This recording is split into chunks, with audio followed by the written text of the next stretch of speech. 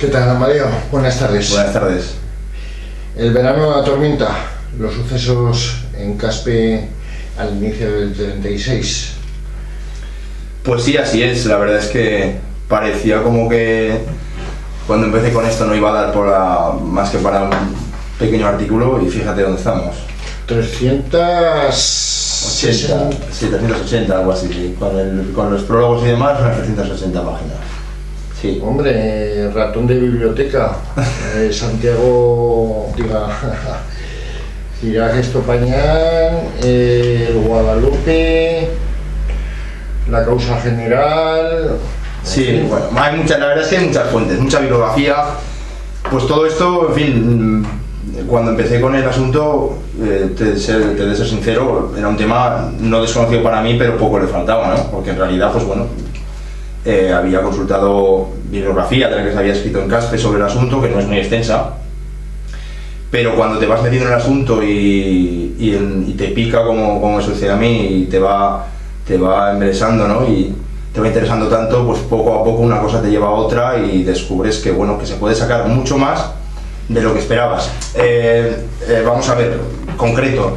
En realidad, sobre Caspe y la Guerra Civil se ha escrito muchísimo, porque claro, es la capital del Aragón republicano, el capital del gobierno de Aragón,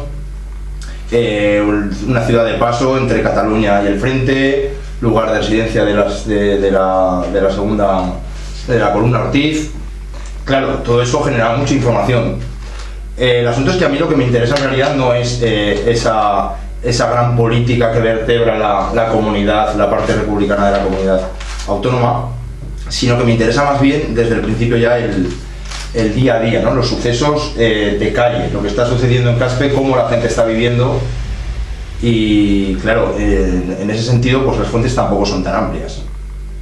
Y además de eso, sí, nos centramos solo en la primera parte, pues como te digo al principio, pensé que iba a tener muy poquito de dónde sacar. La sorpresa ha sido mayúscula.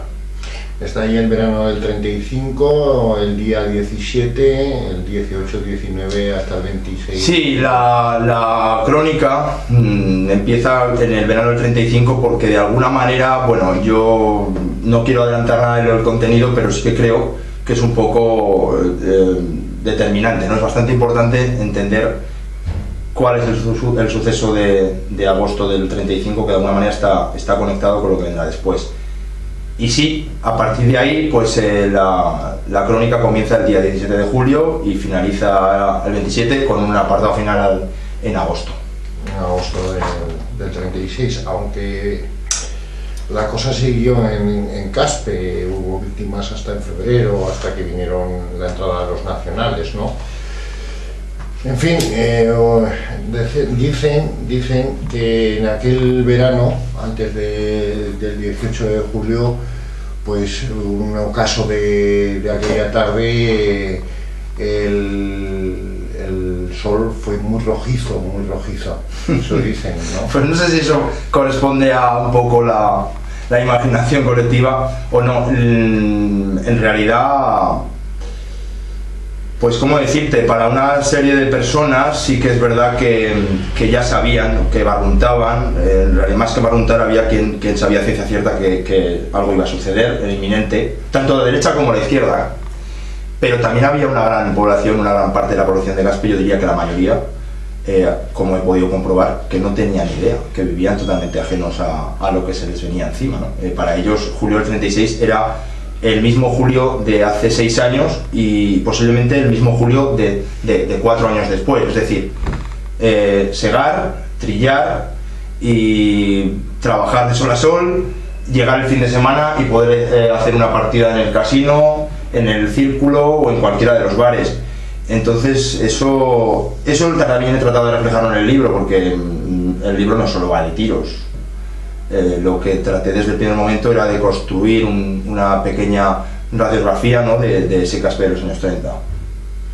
Bueno, en la presentación es de Jesús Ciriac Febas y también José Luis Ledesma. Sí, la presentación, además del autor, lógicamente, pues intervendrán estos dos amigos por causas, pues ellos son quienes han redactado el prólogo, un prólogo a 2 voces, una cosa un poco inusual, y las causas pues son muy claras. Con Jesús contacté, que lo conozco de siempre, nos llevamos muchos años, aunque ya no reside aquí, pues bueno, tenemos cierta relación, y como yo sabía de sus investigaciones en torno a la época, pues contactamos. Era inevitable porque Jesús es la persona que mejor ha estudiado y más sabe del Caspe de los años 20 y 30, ¿no? De alguna manera, donde acaban sus trabajos empieza el verano de la tormenta, entonces era inevitable que tomáramos contacto.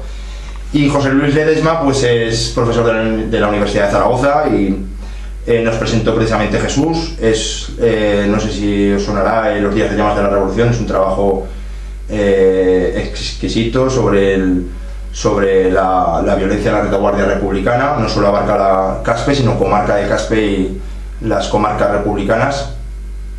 Y es una persona muy accesible, que en todo momento pues ha estado dispuesto a solucionar mis dudas, e incluso también hemos intercambiado información. Y bueno, pues la verdad es que ha dado gusto pues poder compartir con esta gente, con estos dos amigos, mis inquietudes, ¿no? Y bueno, no sé, la verdad es que muy bien. Es una suerte pues poder contar con gente que siempre esté dispuesta a desvelarte, no sé, y a resolver o a discutir en ocasiones, en fin, que de alguna manera en definitiva estén interesados por el trabajo como tú lo estás. Bueno, el julio del 36, tú dices que mucha gente a lo mejor no lo supiera, otros que sí, pero desde luego hay antecedentes en el 34, ¿no? Y ya en España, con la crisis económica que hubo en aquellos tiempos, algo más se barruntaba. Tú te has ido a las fuentes orales, ya lejanas. Algunas, pues como yo, son de referencias de lo que mis padres me han podido contar y demás, ¿no? ¿Eso te ha pasado con otras fuentes orales? Sí, vamos a ver. El trabajo tiene una limitación clara, y es que las fuentes a las que yo he tenido acceso son orales. Sí, vamos a hablar de las orales. Como se verá después, la documentación es casi tan importante como las fuentes orales, ¿no? Pero en cuanto a los testimonios, sí que es cierto que este trabajo pues llega tarde, porque lógicamente de haber hecho esto hace 20 años, pues las fuentes hubieran sido muchísimo más ricas, porque yo, la mayoría de mis informadores han sido niños de entonces, algún joven, y tuve la oportunidad de entrevistar a alguno que ya tenía por el año 35, 36, 20 años. Pero sí que es cierto que, claro, que el punto de vista de los niños es muy distinto al de los mayores, que sí que estuvieron implicados en los sucesos de una manera u otra, ¿no? A veces sin quererlo, involuntariamente. Pero claro, es cierto que los buenos entrevistados pues ya fallecieron. Eso es una causa inexorable, que se nos llevó el tiempo.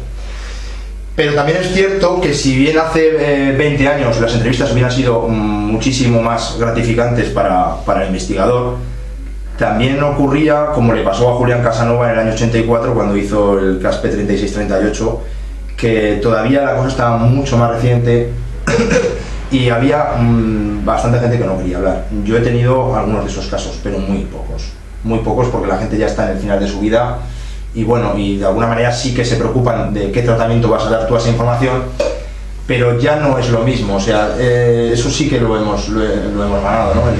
Con el paso del tiempo, pues bueno, parece que se pierde un poco ese miedo, entre comillas, a contar cosas de entonces. Y a la vez, en cuanto a la documentación, pues también ha ocurrido que hace 10 o 12 años, para acceder a la causa general, que es, en cuanto a las fuentes, el agujero principal de esta investigación, de donde se han obtenido más datos, son casi 4.000 folios, los cuales este autor se los ha leído uno por uno. Bueno, pues hace 10 o 12 años, como os decía, era el fiscal general del Estado quien tenía que dar autorización para ello. Hasta hace muy poco, no sé si ahora aún estaban digitalizados. Yo los he visto colgadas en mi casa. Sí, yo todo el trabajo lo he hecho desde mi casa. Bueno, no todo. Ha habido archivos que he tenido que acudir, pero desde luego la causa general se digitalizó. Y como te digo, eso hace muchos años, hace no tantos años, era bastante más complicado. Ahora, pues desde la silla de tu casa puedes acceder a ello, sabiendo un poco cómo moverte. Pues bueno, se ha facilitado bastante la investigación, ¿no? Quiero decir con esto que lo que hemos perdido por un sitio, por un lado, ¿no? Haciendo con esta investigación del siglo XXI, pues lo hemos ganado por el otro. está muy bien en cuanto a la relación de las calles que aparecen, porque han cambiado, ¿no? A lo que conocíamos como la calle La Balsa, que es la actual calle Gumá, en fin, algunas otras, ¿no? La Plaza de la República, la Plaza de la Libertad, que es la Plaza Heredia. Sí, esas denominaciones corresponden a... Se cambian las calles a raíz del advenimiento de la República, en el cual pues deciden unos cuantos nombres de calles, la corporación municipal decide suplantarlas por otras. Y como yo en el libro siempre desde el primer momento, en el trabajo, ¿no? El libro ha sido al final, el trabajo, siempre pensé en que debía hacer un ejercicio tanto para mí como para los posibles lectores, hacer todo lo posible por meternos en el caspe de los años 30, o sea, hacer como un pequeño viaje en el tiempo, ¿no? Que sea un poco ambicioso, pero es así, es lo que siempre quise. Con lo cual he tratado de llamar a las calles como entonces la gente las conocía, salvo que siempre ocurre lo mismo, y es que la Plaza de la República seguía siendo entonces la Plaza del Raval, aún hay quien la llama así, es decir, que por mucho que se cambiara el nombre, pues seguía manteniéndose por el que se le conocía toda la vida, pero el nombre oficial digamos que era ese. Además es curioso porque hay que pensar también que muchos de los habitantes de Caspe de los años 30 eran analfabetos, por lo cual tampoco entendían mucho del nombre de... Claro, mucho más importante que el actual, ¿no? Entonces, en realidad, que cambiar el nombre de calle a ellos no les influía, pero bueno, de alguna manera ahí está, ¿no? Hombre, también está como fiel los héroes y mártires de Caspe de Sebastián Cirac Estopañán, también lo tienes como la causa general, sí. En fin, el Guadalupe también, en fin, muchísimos datos que claro, ahí está tu objetividad. Que algunos dirán que es parcial, otros tendrán otro planteamiento, pero vamos, ahí está para leerlo. Yo creo que no es que solo lo crea yo. A ver, mi intención desde luego desde el primer momento fue construir un relato bastante imparcial y bastante objetivo, hacer un poco como de notario, ¿no? De cronista. Estos son los sucesos, estos son los hechos, yo voy a contarlos tal cual los he visto, me los han transmitido y después cada uno que saque sus conclusiones, ¿no? Es muy complicado hacer esto, lo he intentado 6 o 7. te va un poco la mano. Bueno, pero cuesta en realidad, es decir, en este momento estás opinando más que informando. Lo hay, claro que lo hay, porque tampoco sería un poco absurdo, ¿no? Ceñirte simplemente a transmitir datos y datos, tienes que darle esas pinceladas como escritor, exacto, como autor del trabajo. Pero yo creo que la gente, como comprobará, el texto es bastante inocuo. Y bueno, en cuanto me decías de las fuentes, sí, Los héroes y mártires de Caspe, de Sebastián Cirac, ha sido, pues, de todos los libros que he consultado, pues, yo creo que con el que más horas he pasado, revisándolo, porque el trabajo exhaustivo de Sebastián Cirac Estopañán del año 38, de ir puerta por puerta de todos los caídos y hablando con las familias, y las cuales contaron los detalles, los que sabían de todos esos desaparecidos en la... Una buena fuente. Sí, ha sido una fuente fabulosa. Yo lo digo en el prólogo, ¿no? Que esto, desde luego, tanto esto como el trabajo de Fermín Morales Cortés, pues son residuos de otro tiempo. Es decir, hay que tomar un poco este trabajo como lo que es. Pero, sin embargo, a mí me han aportado muchos datos valiosísimos, ¿no?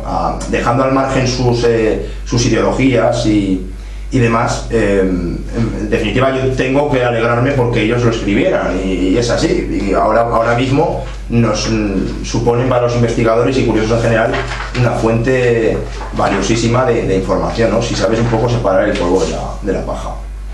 Sí, es el viernes 29 de julio a las 21 horas, ¿no? Tiempo, años. ¿Qué te ha costado? Pues mira, cuando empecé con esto eran finales del año 2008, y digo cuando empecé porque casi ni me enteré de que había empezado a hacer algo. Todo coincidió, fueron documentación que fue llegando a la asociación, porque era yo la persona que me encargaba de recopilar fondos, y coincidió con la presentación del Verano de los Halcones de José Manuel Guigo. coincidió con otra serie de circunstancias. Comencé a leer y cuando me di cuenta estaba ya leyendo de una manera compulsiva sobre el asunto, que nunca me había interesado sobremanera, sino era no sé, era un apartado más de la historia local o general de España, que sí que es un poco mi gran afición. Y como te digo, de esto hace pues más de 2 años y medio. Entonces, mira, bueno, empezar de aquella manera, echando algún rato, no. O sea, yo cuando empecé con esto, empecé a meterle 2-3 horas diarias y así durante todos estos meses, durante 30 o 32 meses. Había días de incluso 4 horas diarias, domingos incluidos y demás. O sea, las horas, pues no sé, en fin, echarle cuentas. Estaba buscando lo de Cautivo y... Sí, el libro de Fermín Morales también se ha citado, sí. Bueno, a la vez que esos, pues también lo han sido, pues han sido referentes para este trabajo, pues el trabajo de Julián Casanova, que antes os he comentado, Los días de llamas de la revolución de José Luis Ledesma, en fin, un poco las memorias de Braulio Serrano, es un libro delicioso que recomiendo a todo el mundo. Esos han sido un poco los pilares, o sea, los primeros libros con los que empecé a recopilar información. Y claro, cuando llegó el momento en el que ya enseguida vi que las fuentes se agotaban a nivel local, pues tuve que recurrir a otros trabajos y por supuesto también ampliar el radio de la investigación a todo el territorio nacional, porque no tenía mucho sentido hablar de la Gran Caspe sin conocer los datos, sin conocer qué es lo que está pasando en todo el país, ¿no? Eso es así, o sea, nosotros somos parte de, con lo cual había que saber un poco, incluso fuera del contexto en el que me estoy moviendo, porque la decisión de centrar el estudio en los primeros días de la contienda en Caspe, que entonces no era ni guerra, no sabíamos bien qué era la revolución para los que venían de fuera, el alzamiento para los que se sublevaron. Esos días, esa decisión, como te digo, la tomo una vez llevo 6 o 7 meses al menos de trabajo y de recopilar datos y de ir tomando notas.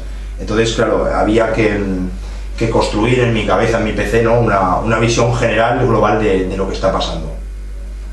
Pues nada, iremos a la presentación y hay que comprarlo y leerlo exhaustivamente. Sí, a ver, hay que comprarlo, aunque este autor no se gana ni un duro con ello, no era ese el objetivo. Sí que es cierto que tengo mucha ganas de que se venda porque todos los beneficios van para la Asociación de Amigos del Castillo, que es quien ha apostado por la edición, a los cuales desde aquí pues debo estarles muy agradecidos.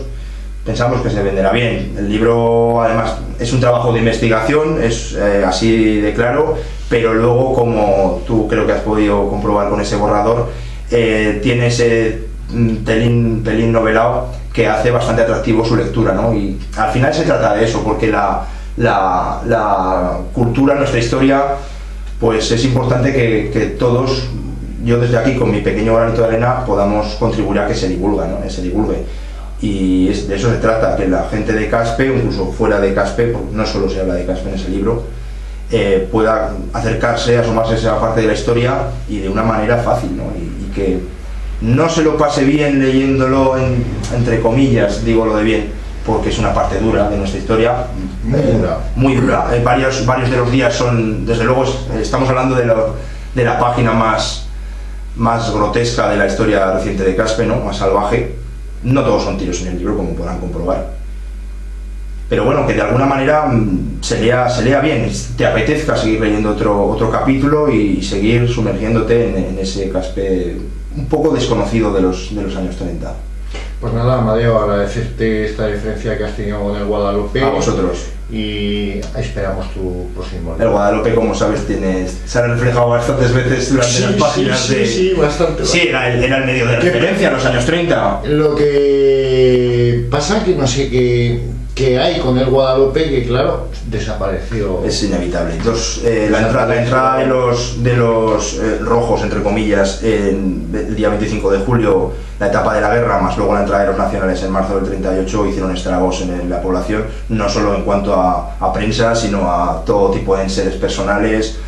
Y claro, ahí estamos. Yo lo digo muchas veces, Caspe fue la del compromiso por estar en tierra de fronteras, fue una ventaja, pero lamentablemente hemos sido tierra de fronteras para otras muchas situaciones Siempre hemos dado la cara, nos pasó en la guerra de independencia. Siempre hemos estado en la zona de conflicto y esto pues lo hemos notado en cosas tan sencillas como que tú no tengas la colección de los Guadalupes de Emilio Tapia. Pero bueno, ahí ha quedado. Como digo, lo iremos consiguiendo, lo iremos consiguiendo. Eso es lo que tienes que hacer. Ya sabes que los papeles antiguos hay muchos que nos siguen gustando y que luego, fíjate para qué usarla. Sí. Gracias, Amadeo, lo repito. Venga, muchas gracias.